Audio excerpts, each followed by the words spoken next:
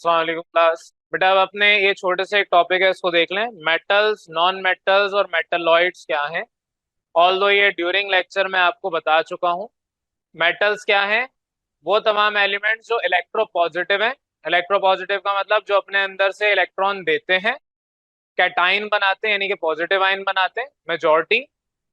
Non metals क्या हैं? ज्यादातर वो एलिमेंट्स जो इलेक्ट्रॉन लेते हैं यानी कि नेगेटिव आयन बनाते हैं, एनाइन बनाते हैं।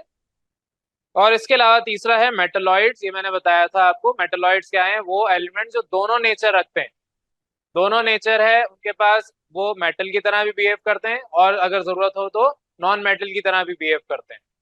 मेटल्स की प्रॉपर्टी क्या है ये तो बता दी कि इलेक्ट्रॉन अपना लूज करते हैं, कैटाइन बनाते हैं, इलेक्ट्रोपॉजिटिव होते हैं। इसके अलावा ये सारे के सारे बेसिक ऑक्साइड बनाते हैं। बेसिक ऑक्साइड का मतलब ऑक्सीजन के साथ रिएक्ट करेंगे तो आपको बेसिक ऑक्साइड बना के देंगे। ऑक्साइड का जब टॉपिक पढ़ेंगे आपको वहां पे चीजें पता चलेंगी। इसके अलावा मेटल ज्यादातर ये मेलिएबल होते हैं। मेलिएबल का मतलब किसी भी शेप में आप इनको बना सकते हैं। आप एक कॉपर लें, वो एक ब्लॉक की फॉर्म में भी होगा, एक सिक्के की फॉर्म में भी होगा, कॉइन। और इसके अलावा वो तार एक पतली सी वायर की फॉर्म में भी होगा। तो अलग अलग एक ही चीज है, अलग अलग शेप में। तो ऐसी प्रॉपर्टी को हम कहते हैं मेलिएबल। और इनके ऊपर आपके पास थोड़ा सा शाइनी होता है। दे फॉर्म लस्टर, या ये शाइनी होते हैं। मेलिएबल मैंने बता दिया ये होते हैं। इसके अलावा ये सारे के सारे good conductor of heat and electricity होते हैं। तवा आपका मेटल, लोहा, आयरन का है। क्यों वो लोहे का है? वजह उसकी है कि वो अच्छा गुड कंडक्टर ऑफ हीट है। तभी उस पर आप कोई भी चीज गर्म कर सकते हैं, रोटी पका सकते हैं। आपके जो बर्तन है आयरन या स्टील के होते हैं, स्टील के होते हैं ताकि उसमें जंग ना लगे। तो उसमें क्यों खाना पकाते हैं? ताकि वो अच्छी कंडक्शन करे। तो ये आपके जितने भी मेटल्स हैं उनकी कुछ प्रॉपर्टीज ये होती हैं। नॉन मेटल क्या है? इसके अपोजिट होते हैं। नॉन मेटल सबसे पहले इलेक्ट्रोनेगेटिव होते हैं, ये बता दिया। जिस तरह वो बेसिक ऑक्साइड बनाते हैं, ये एसिडिक ऑक्साइड बनाते हैं। अब ये टर्म जब एसिड और बेस की पढ़ेंगे तब क्लियर होगा। इसके अलावा इनके पास डल सरफेसेस होती हैं। जब आप फॉर एग्जांपल जमीन को देखेंगे, जमीन अभी आपको उसमें मेटल ऑल दो मिक्स है लेकिन ज्यादातर मिट्टी है, तो मिट्टी डल है। वहीं से आप मेटल निकाल लें वो शाइनी होगा। तो ज्यादातर ये डल सरफेसेस रखते हैं। इसके अलावा ये ब्रिटल होते हैं। ब्रिटल का मतलब ज्यादा टेम्परेचर देंगे टूट जाएंगे, बिखर जाएंगे। जैसे आपका कांच है, सबसे अच्छी एग्जांपल कांच लें। उस पर हथौड़ा मारें, क्या होगा? छोटे छोटे टुकड़ों में बिखर जाएगा। वहीं पे आप कोई लोहे का बड़ा सा ब्लॉक लें, उस पर हथौड़ा मारें, क्या होगा? उसमें डेंट आएगा। हो सकता है अगर ज्यादा मजबूत हो तो डेंट भी ना आए।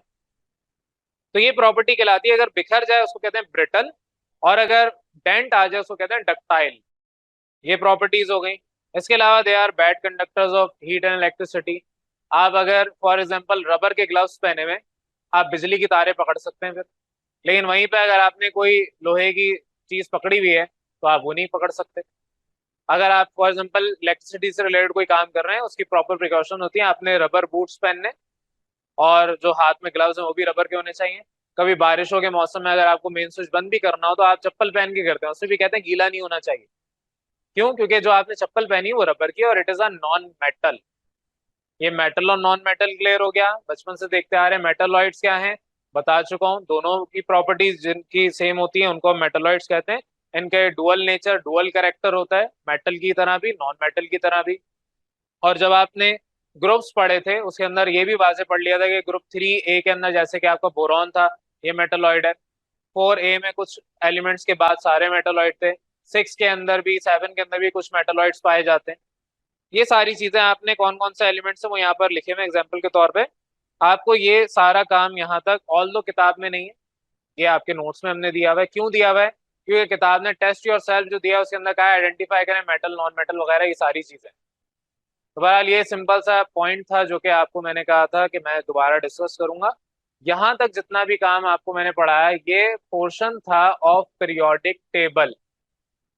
आपके चैप्टर के दो हिस्से हैं, periodic table and periodicity of properties. अब इसके बाद हम आएंगे अपने नेक्स्ट टॉपिक पे, नेक्स्ट पोर्शन पे, which is periodicity of properties. यहाँ तक आपका ऑलमोस्ट आधा चैप्टर कंप्लीट हो जाता है। क्लियर है यहाँ तक?